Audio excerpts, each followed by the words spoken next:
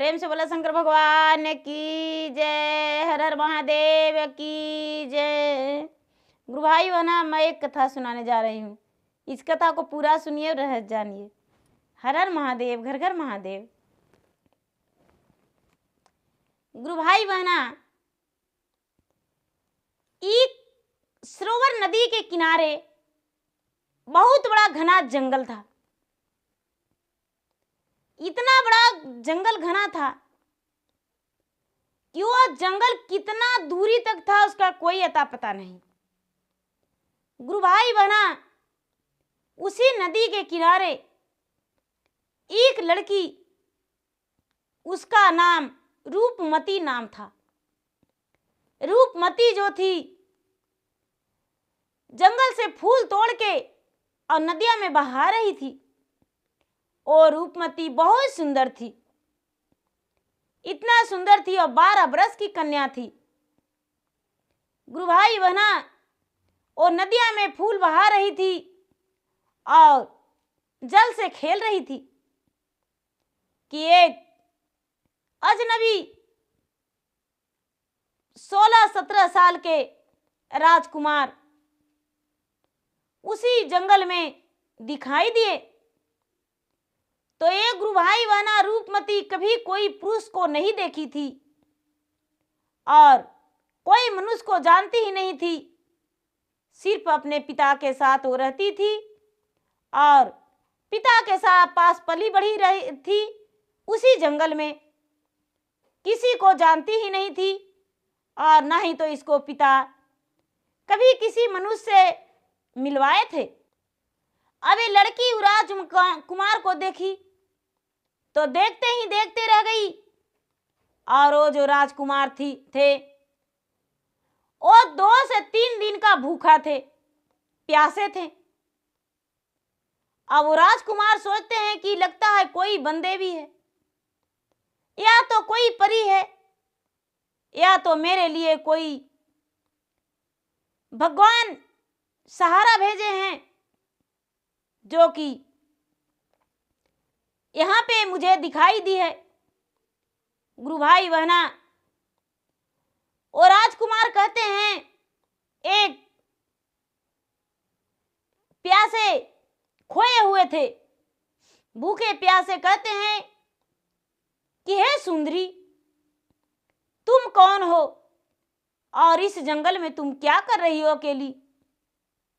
क्या तू कोई अप्सरा है या बंदेवी हो?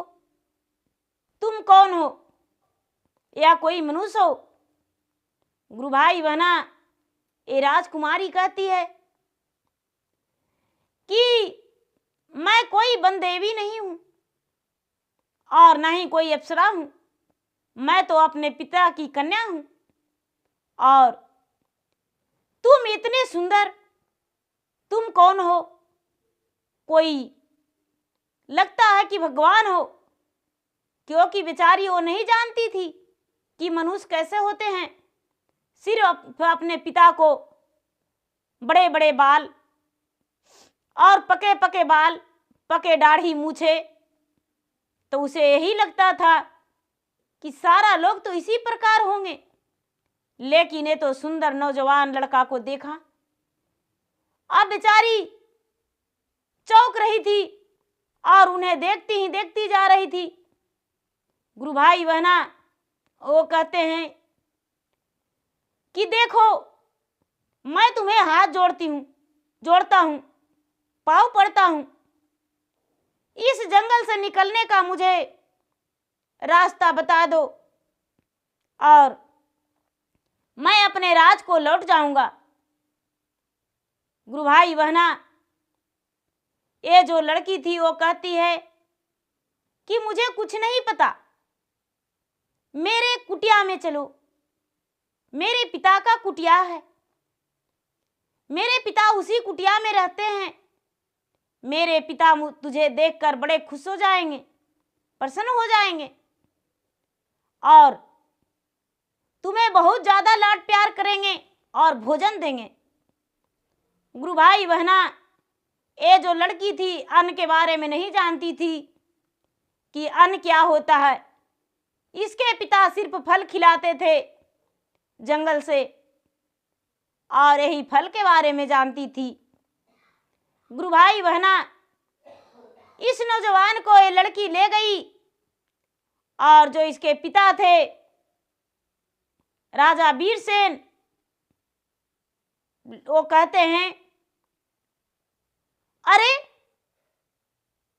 आज तो मैं तेरा जान बचने नहीं दूंगा, आज तो तुझे काट के मैं भर दूंगा।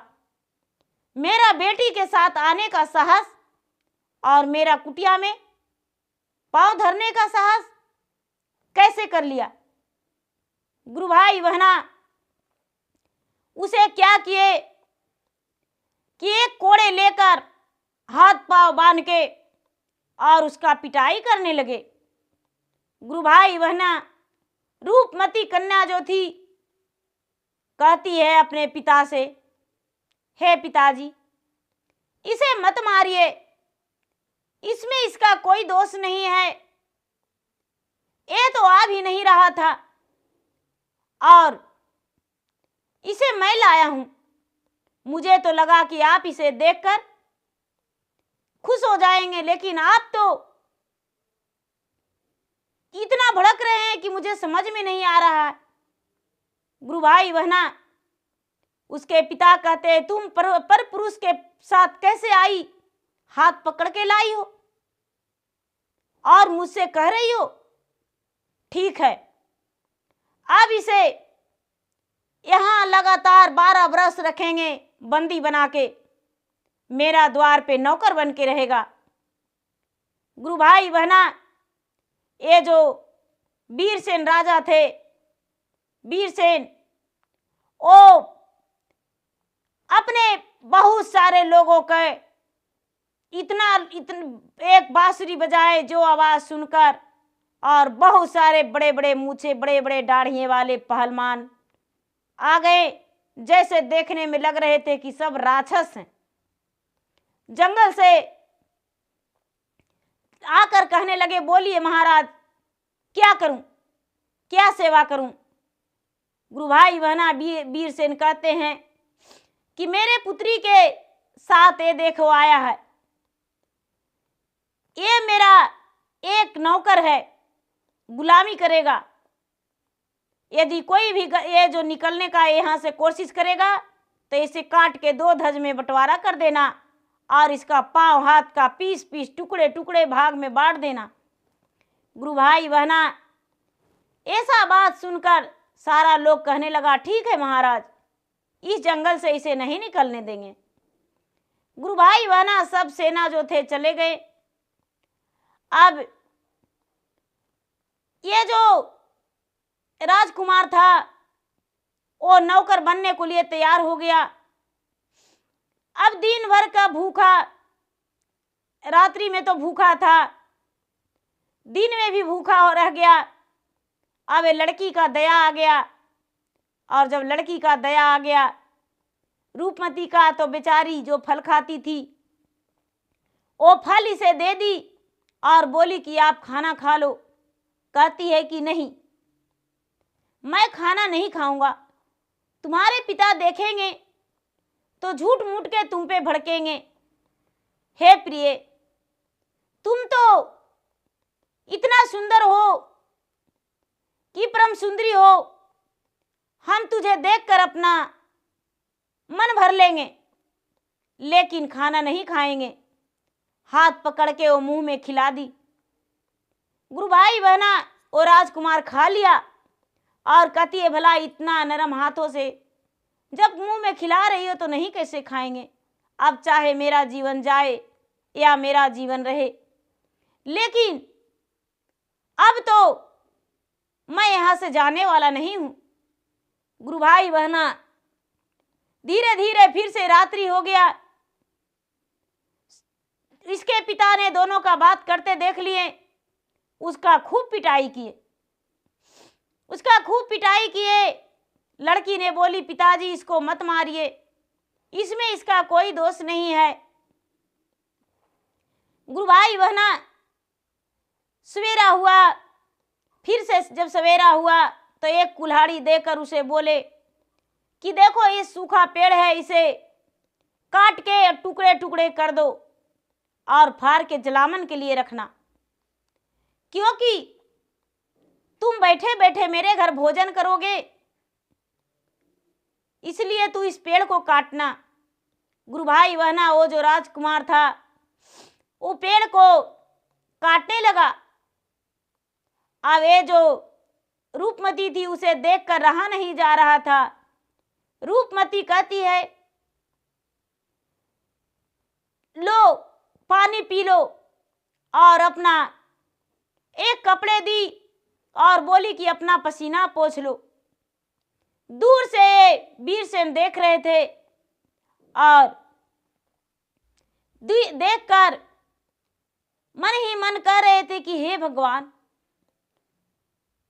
मेरा बेटी उससे कितना प्यार करती है, और वो भी, मैंने तो भगवान से पूजा करता था रोज कि हे भगवान, इस जंगल में मेरे बेटी के लिए एक जोड़ी भेज दो, मेरा बेटी का जोड़ा लग जाए। और भगवान तूने मेरा पुकार सुन लिया, मेरे बेटी के लिए एक जोड़ा भेज दिया, हे भगवान।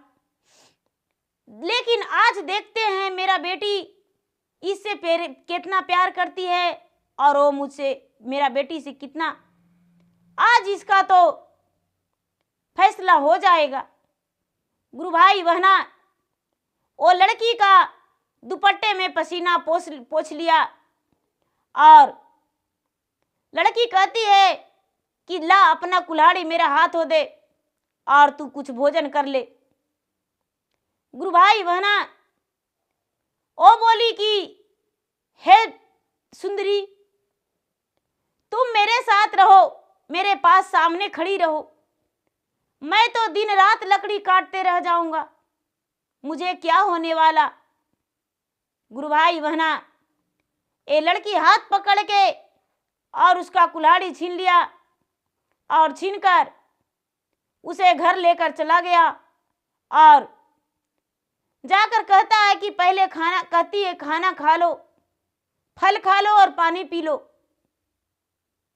गुरु भाई बहना ये जो राजा वीरसेन थे वो घर के अंदर गए और कहने लगे, अरे तेरा ये हिम्मत, मैंने अपने आंखों से देखा, तूने मेरा बेटी से पेड़ कटवाया, अब तो तेरा कोई खैर नहीं। अब उसके हाथ पकड़ के और उसे फिर कोड़े से मारने लगे। तभी उनका बेटी रूपमती कहती है, पिताजी इसे मत मारिए, इसके बदले मेरा दंड दीजिए, इसमें इसका कोई दोष नहीं, ये तो खाना खाने को लिए आ भी नहीं रहा था और पानी पीने को लिए, मैं तो इसे हाथ पकड़ के लाया हूं।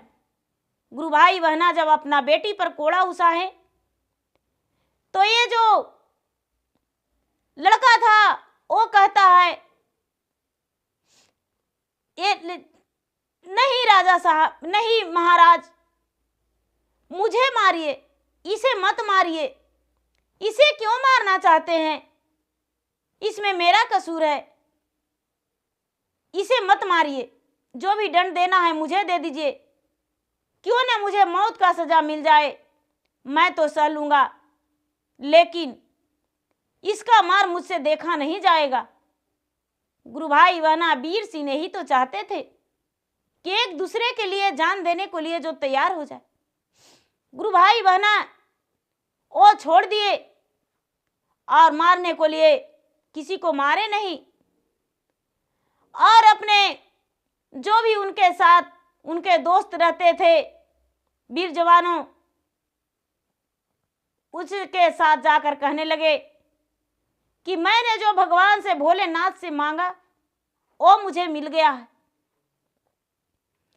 गुरु भाई बहना शाम के समय में दोनों, वो राजकुमार और ये राजकुमारी दोनों अलग अलग थे, लेकिन गुरु भाई बहना ये जो वीरसेन थे सोने का नाटक कर दिए। तो चांदनी रात में, इंजोरिया रात जो कहते हैं, इंजोरिया रात में एक चट्टान पे दोनों बैठकर और प्यार भरी बातें करने लगे। कहते हैं कि देखो, मैं तुमसे बहुत प्यार करता हूं। गुरु भाई बहना, ये लड़की कहती है मैं भी आपसे अपने जान से ज्यादा चाहता हूं। जब से देखा हूं आपको, तब से तो आप में दिल बस गया है मेरा। अब तो आपके बिना मैं एक पल नहीं रह सकता हूं।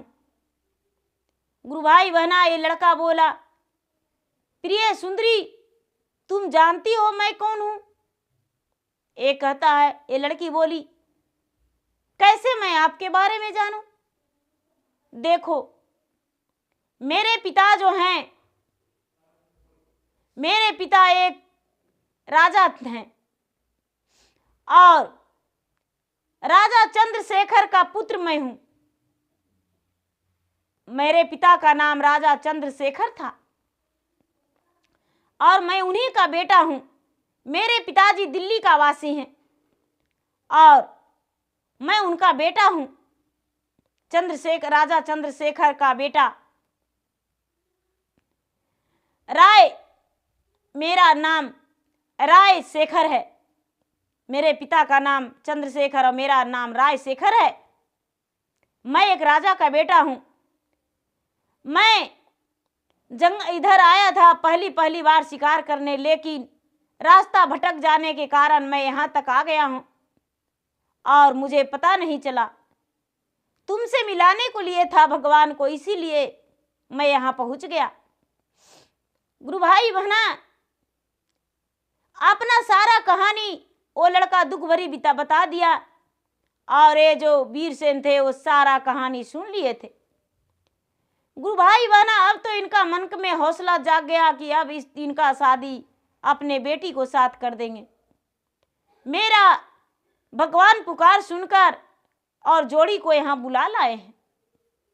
गुरु भाई बहना, सवेरा हुआ है और अपने जितना उनका दोस्त थे सबको बोले कि मेरे बेटी के लिए डोली और मेरे जमाई के लिए घोड़े तैयार हो जाना चाहिए और उनके विवाह के सारा तैयारी कर दो। उनका शादी दोनों का कर देंगे। जब सवेरा हुआ तो राजा तैयारी करवा दिए विवाह का और राजा उस झोपड़ी के अंदर, कुटिया के अंदर आए। जब तक राजकुमारी और राजकुमार दोनों कुटिया के अंदर हो गए थे, अंदर आए और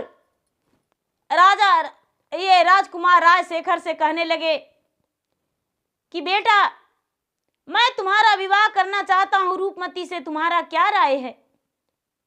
गुरु भाई बहना, राय शेखर बोला, आपने तो मेरे बारे में कुछ जाने नहीं और मेरा विवाह करने को लिए सोच लिए।